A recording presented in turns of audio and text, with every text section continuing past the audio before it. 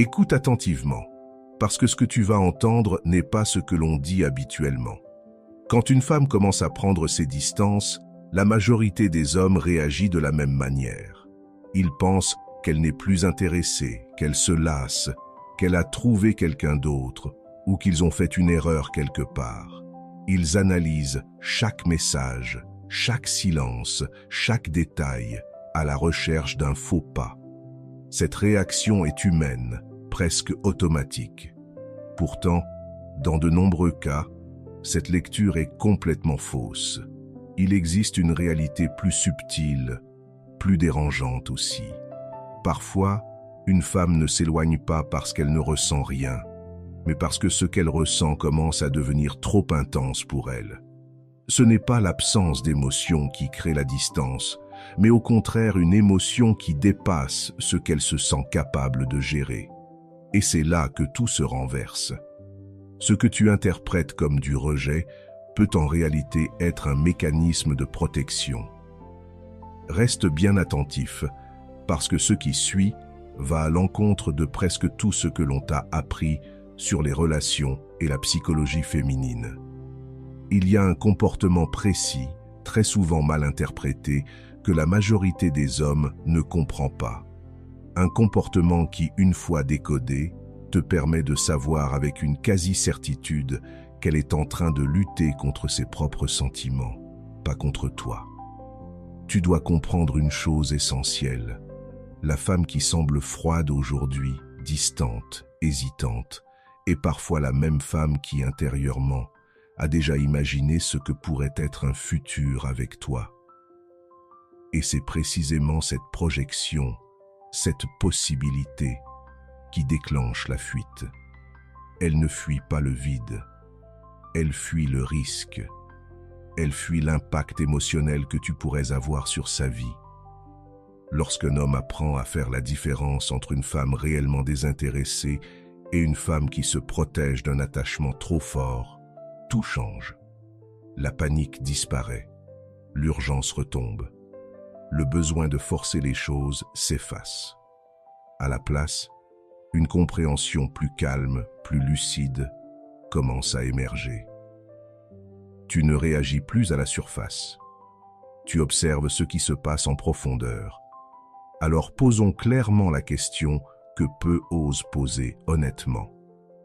Pourquoi une femme fuirait-elle quelqu'un qu'elle apprécie sincèrement?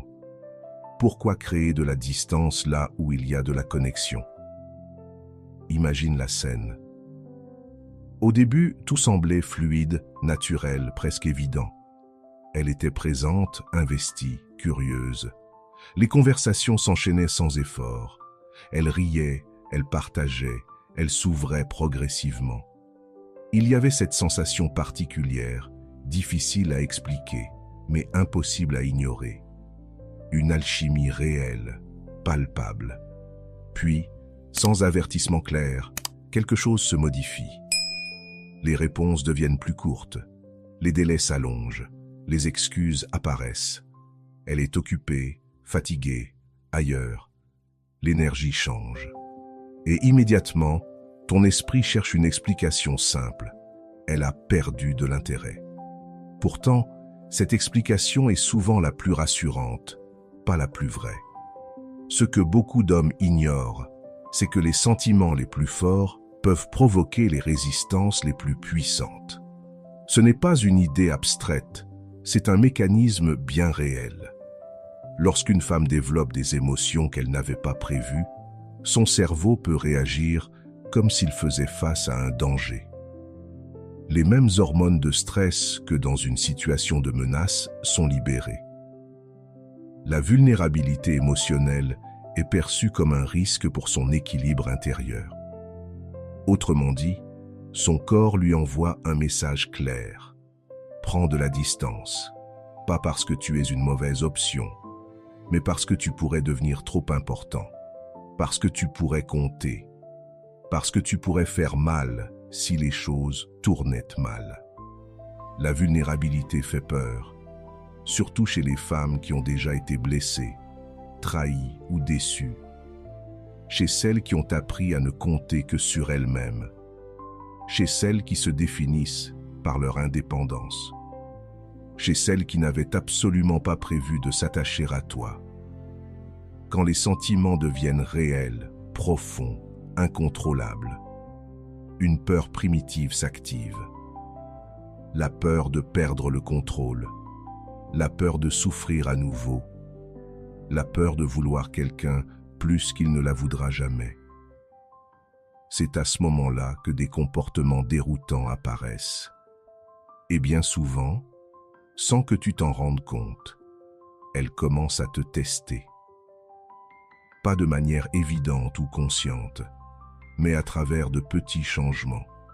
Un retrait soudain, un silence inhabituel, une tension créée presque artificiellement. Tout cela a un objectif précis. Observer ta réaction. Est-ce que tu paniques? Est-ce que tu la poursuis? Est-ce que tu perds ton centre et ton calme? Selon ta réponse, tu passes ou tu échoues à ces tests invisibles sans même savoir qu'ils ont lieu. Quand ce mécanisme de protection s'active, elle prend ses distances pour se préserver. Ce n'est pas réfléchi, c'est de la survie émotionnelle. Et plus elle t'apprécie, plus cette réaction peut être forte. Une femme qui a peur de tomber amoureuse ne disparaît pas complètement. Elle laisse des signes. Le plus évident est le chaud et froid. Un jour présente et investie, le lendemain distante. Si elle était désintéressée, cette froideur serait constante. Ce va-et-vient traduit un conflit intérieur, surtout lorsqu'il apparaît après des échanges profonds ou vulnérables. Elle peut aussi devenir sur la défensive dès que tu te rapproches émotionnellement.